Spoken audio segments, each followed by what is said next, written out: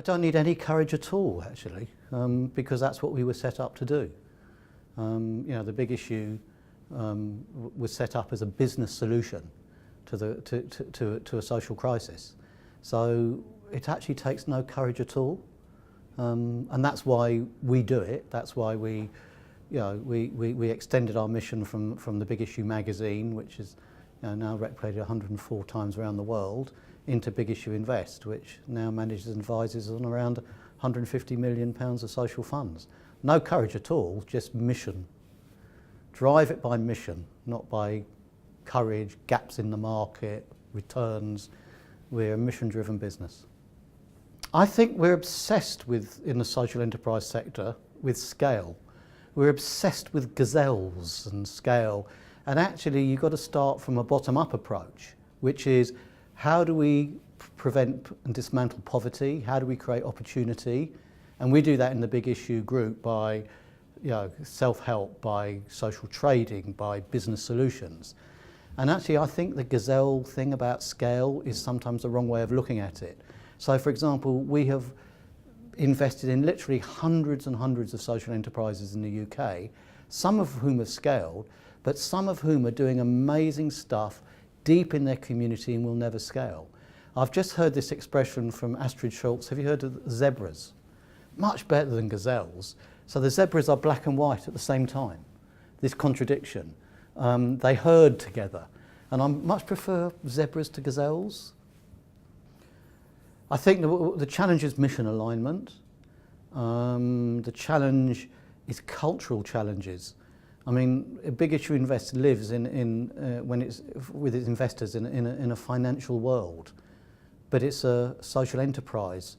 I think it's this cultural thing that is the most difficult, because Big Issue Invest is led by social entrepreneurs, not by financiers, and therefore even internally within Big Issue Invest is what we're trying to say is to our finance people that have come in from the sector, from the mainstream sector, saying, now we've got to think of things bottom up. You've got to think as if you're a social entrepreneur, not as if you're a financier. Of course, finance is important. So I think culturally that's the most difficult thing with our investors, is this cultural thing of how we think.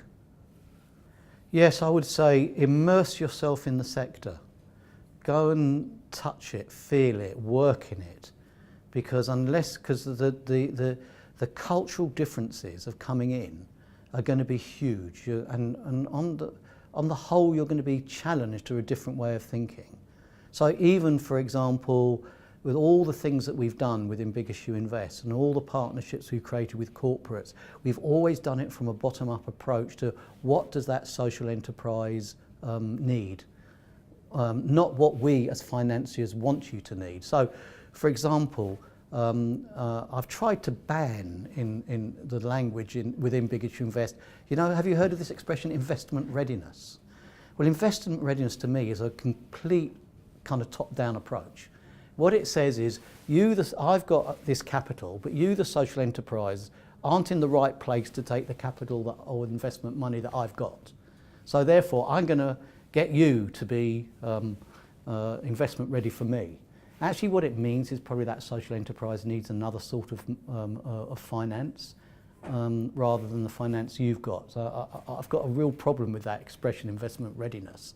Nobody's investment ready for the next stage. And I think you need to be able to think as if you're a social enterprise, not as a financier. For example, when you look at quite a lot of models, including some we do at the Big Issue, which is that kind of first loss model, in order to de-risk our investment, in order to increase the risk or lower the rate. Actually, the way to grow a business is to, the way to de-risk your investment or your loan is by growing the business. So coming from a social enterprise, from a business background, how many accountants say, look at that cost, right? Which is absolutely right, and how many finance directors say, and look at the cost base, which is totally right. But, how you do it, in my view, is how you grow that enterprise. That is the key. So I think you also, as people coming into social finance, need to understand business. They need to understand what it is to grow a business, to be in a business, to found a business, because then they'll start to think about what does that business need to grow, not how do I make an investment in that business. And that is critical. You know, you could argue, for example, that the real difference between some of the success of West Coast American venture capital and UK venture capital, of which there are some successes, but it's more successful West Coast in the States because a lot of the people who are venture capitalists are people that started up their own businesses, particularly in the tech sector. They know what it is to found a business. They know what it is to grow a business. So my advice would be, think about being a business. Think from a bottom-up approach, not how I make the investment, but what that social enterprise needs to grow.